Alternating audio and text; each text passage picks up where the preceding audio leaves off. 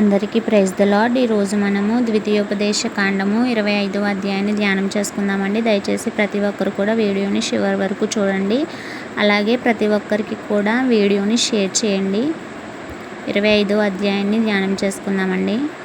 మనుష్యులకు వివాదము కలిగి న్యాయసభకు వచ్చినప్పుడు న్యాయాధిపతులు విమర్శించి నీతిమంతుణ్ణి నీతిమంతుడనియు దోషిని దోషి అనియు తీర్పు తీర్చవలెను.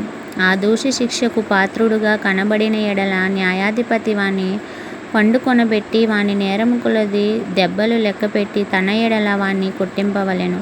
40 దెబ్బలు కొట్టింపవచ్చును, అంతకు మించకూడదు. వీటికంటే విస్తారమైన దెబ్బలు కొట్టించిన ఎడల నీ సహోదరుడు నీ దృష్టికి నీచుడుగా కనబడునేమో. నూర్చెడి యొద్దు మూతికి చిక్కము వేయకూడదు. సహోదరులు కూడి నివసించుచుండగా వారిలో ఒకడు సంతానము లేక చనిపోయిన ఎడల చనిపోయిన వాని భార్య అన్యుణ్ణి పెండ్లి చేసుకొనకూడదు. ఆమె పెనిమిటి సహోదరుడు ఆమె యొద్దకు పోయి ఆమెను పెండ్లి చేసుకొని తన సహోదరునికి మారుగా ఆమె ఎడల భర్త ధర్మము జరపవలెను.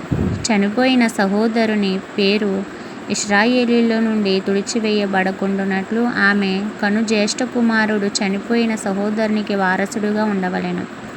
అతడు తన సహోదరుని భార్యను పరిగ్రహింప నొల్లని ఎడల వాని సహోదరుని భార్య పట్టణపు గవినికి అనగా పెద్దల యొద్దకు పోయి నా పెనిమిటి సహోదరుడు ఇశ్రాయేలీయులలో తన సహోదరునికి పేరు స్థాపింపనని చెప్పి దేవర ధర్మము చెయ్యనొల్లడని తెలుపుకొనవలెను. అప్పుడు అతని యూరి పెద్దలు అతన్ని పిలిపించి అతనితో మాట్లాడిన తరువాత అతడు నిలువబడి ఆమెను పరిగ్రహించుటకు నాకిష్టము లేదని ఎడల అతడు సహోదరుని భార్య ఆ పెద్దలు చూచుచుండగా అతన్ని దాపున పోయి అతని కాలి నుండి చెప్పు ఊడదీసి అతని ముఖము ఎదుట ఉమ్మివేసి తన సహోదరుని ఇల్లు నిలుపని మనుష్యునికి ఇలాగు చేయబడునని చెప్పవలెను.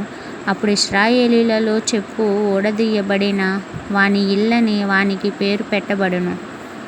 మనుష్యులు ఒకనితోనొకడు పోట్లాడుచుండగా వారిలో ఒకని భార్య వాణ్ణి కొట్టుచున్న వాని చేతిలో నుండి తన పెనిమిటిని విడిపించుటకు వచ్చి చెయ్యి చాచి వాని మానము పట్టుకొనిన ఎడల ఆమె చేతిని ఛేదింపవలెను. నీ కన్ను కటాక్షింపకూడదు. హెచ్చుతగ్గులు గల వేరు తునిగెరాళ్ళు నీ పంచెలో నుంచుకొనకూడదు. హెచ్చుతగ్గులు గల వేరు తూములు నీ ఇంట ఉంచుకొనకూడదు. నీ దేవుడైన యెహోవా నీకిచ్చుచున్న దేశములో నీవు దీర్ఘాయుష్మంతుడగునట్లు తక్కువని కాని న్యాయమైన తునికే రాళ్ళు నీవు ఉంచుకొనవలెను. తక్కువది కాని న్యాయమైన తూము నీకు ఉండవలెను. అలాగు చేయని ప్రతివాడును అనగా అన్యాయము చేయు ప్రతివాడును నీ దేవుడైన యెహోవాకు హేయుడు.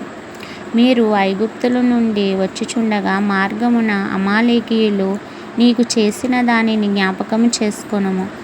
అతడు దేవునికి భయపడక మార్గమున నీకెదురుగా వచ్చి నీవు ప్రయాసపడి అలసియున్నప్పుడు నీ వారిలో నీ వెనుకనున్న బలహీనులందరినీ హతము చేసెను. కాబట్టి నీవు స్వాధీనపరచుకొనున్నట్లు నీ దేవుడైన యెహోవా స్వాస్యముగా నీకిచ్చుచున్న దేశములో చుట్టుపట్లనున్న నీ సమస్త శత్రువులను లేకుండా చేసి నీ దేవుడైన యెహోవా నీకు విశ్రాంతి దయచేసిన తరువాత ఆకాశము క్రింద నుండి అమాలేకీయుల పేరు తుడిచివేయవలెను. ఇది మర్చిపోవద్దు. ఇంతటితో ఈ పరిశుద్ధ వాక్యము మనలందరినీ దీవించి ఆశీర్వదించునుగాక. ఆమేన్.